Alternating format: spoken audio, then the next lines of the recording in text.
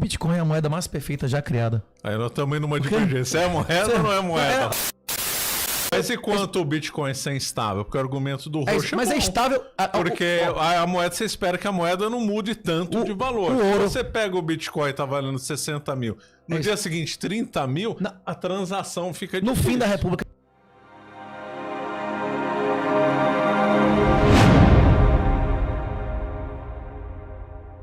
Eu acho, sinceramente, que vai surgir uma moeda que vai ter algum ativo dentro dela.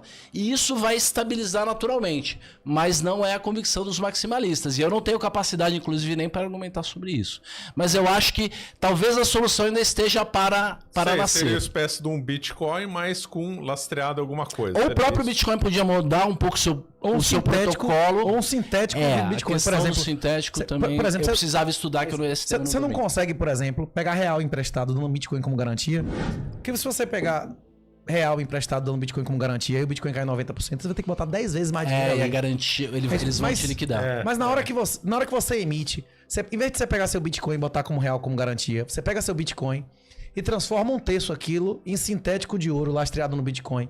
Um terço daquilo em sintético de dólar lastreado no Bitcoin e deixa um terço em Bitcoin. Você vê algum cenário que o real bata em 50% ao mesmo tempo o dólar e o ouro?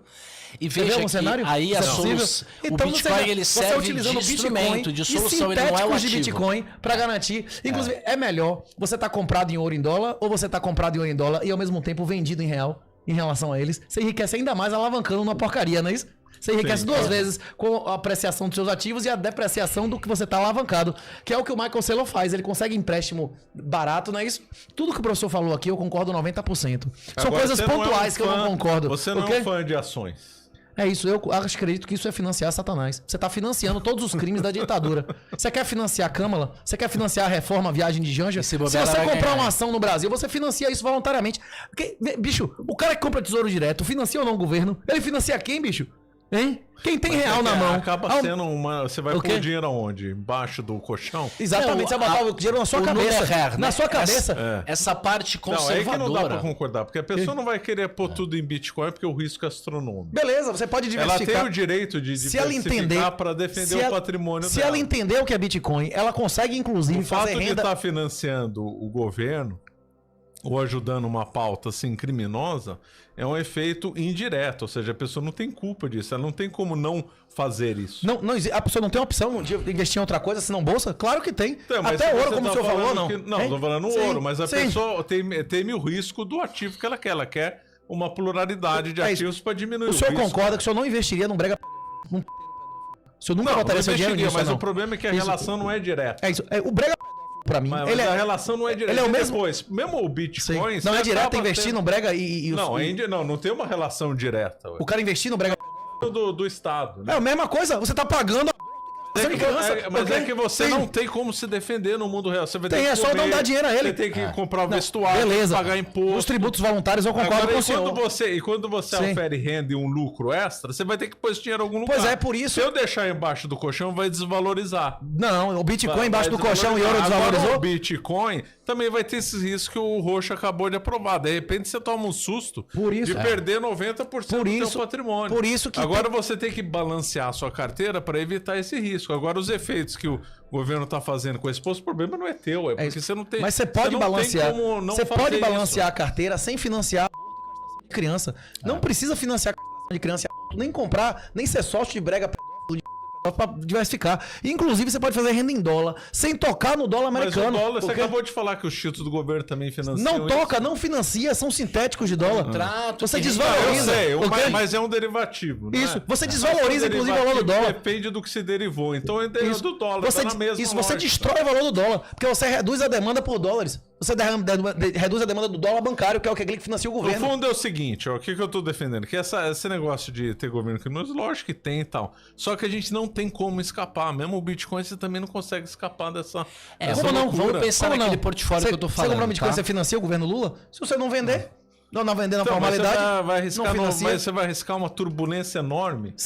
Uns vão ter coragem. Os pais fundadores, e o senhor deve ter ouvido essa frase antes. Quem renuncia à sua liberdade em nome da segurança termina como? Sem segurança. Sem Mas nada, é que o né? Bitcoin Fica, também né? não é seguro. Nada impede de haver uma manipulação e o Bitcoin é a zero. Não impede. Nada impede de ter uma E mesmo manipulação. mesmo o Taleb argumenta É que isso. o Bitcoin não tem futuro, não é isso? Ele diz que o valor é zero. Mas, inclusive, o primeiro cara a dizer isso, o Nobel... Explica melhor isso matematicamente, por que é zero. pra O ficar primeiro claro. cara a dizer isso foi Pera aí. Paul Krugman, que ele dizia que a internet não teria mais impacto que o Verdade, fax, né? verdade. E aí disse que o Bitcoin tinha valor intrínseco de zero, né? Sim.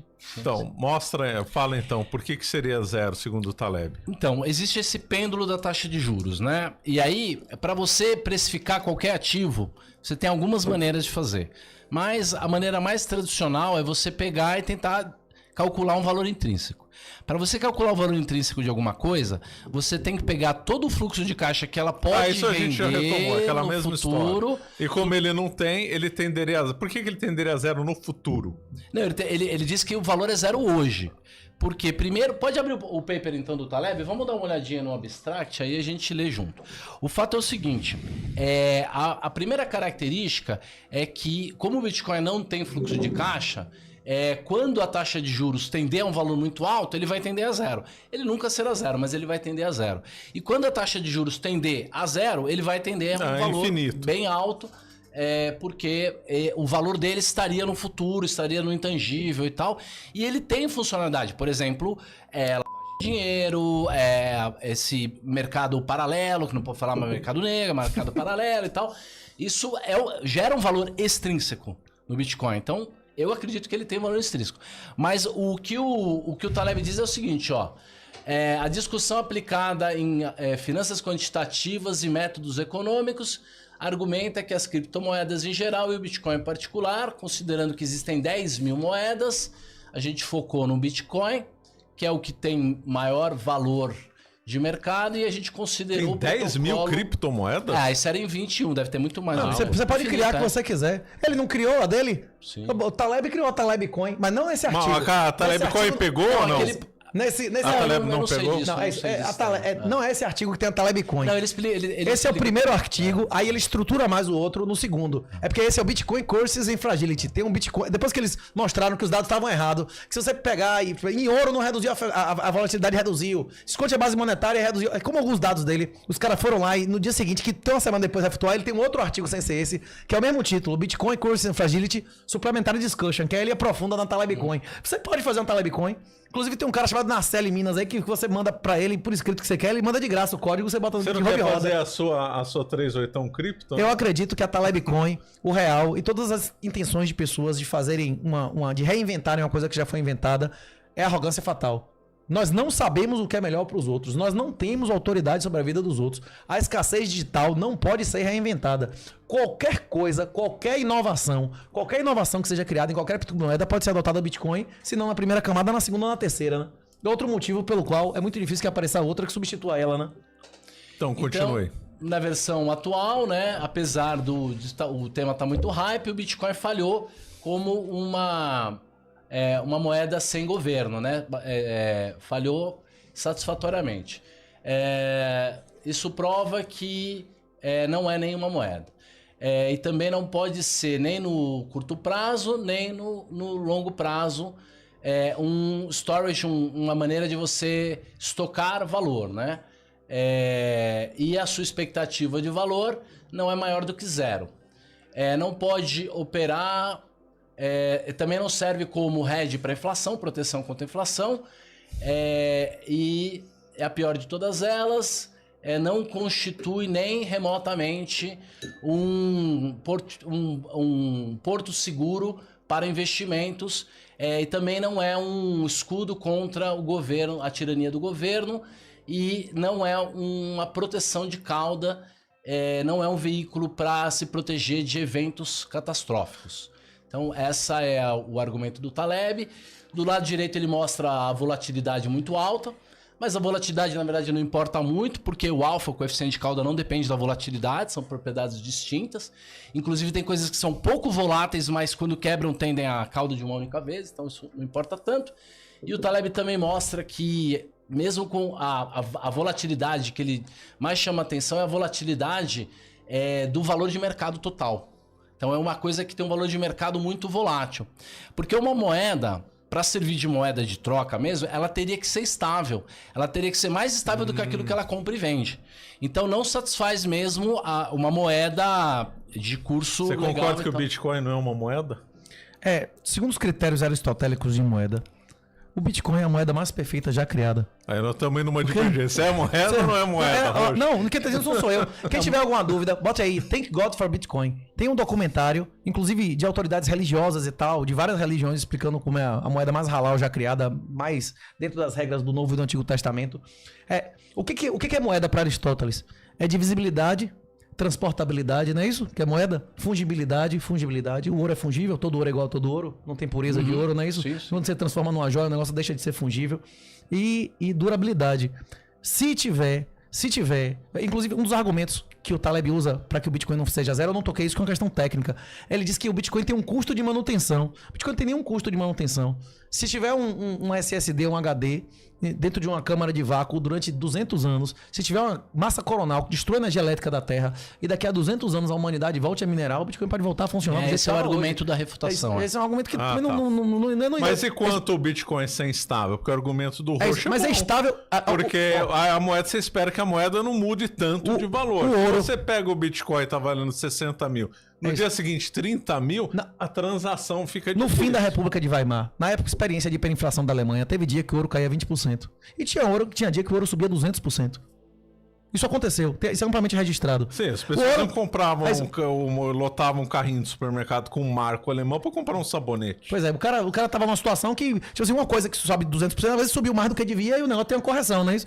O Bitcoin caiu várias vezes entre 80% e 90%, sim.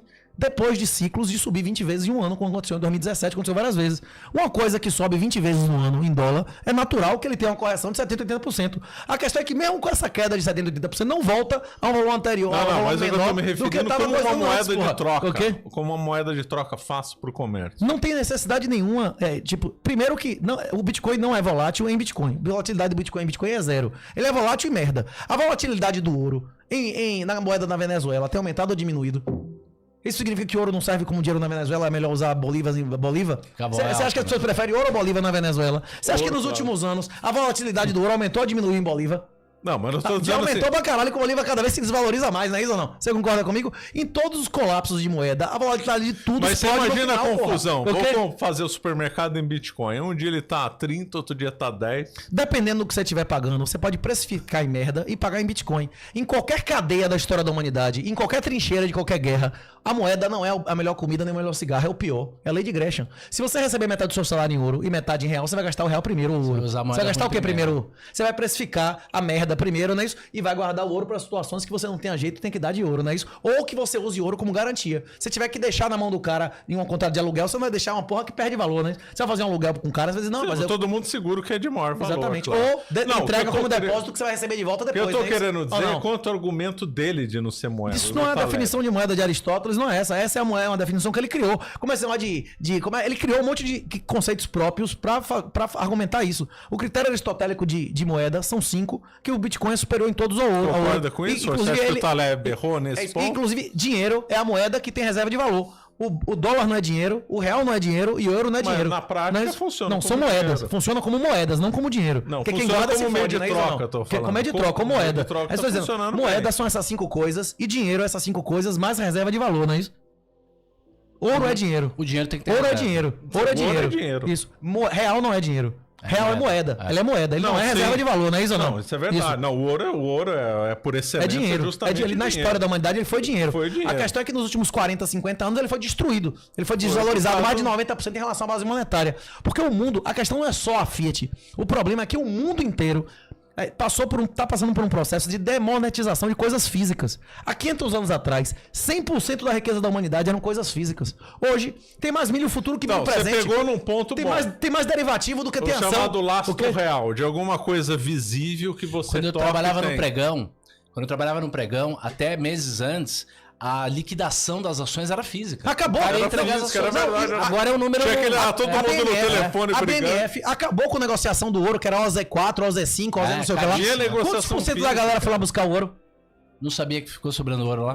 Quantas pessoas foram buscar? Nem Não, 5%. só deixou Nem ele 5% pegou o liquidar ouro. o contrato.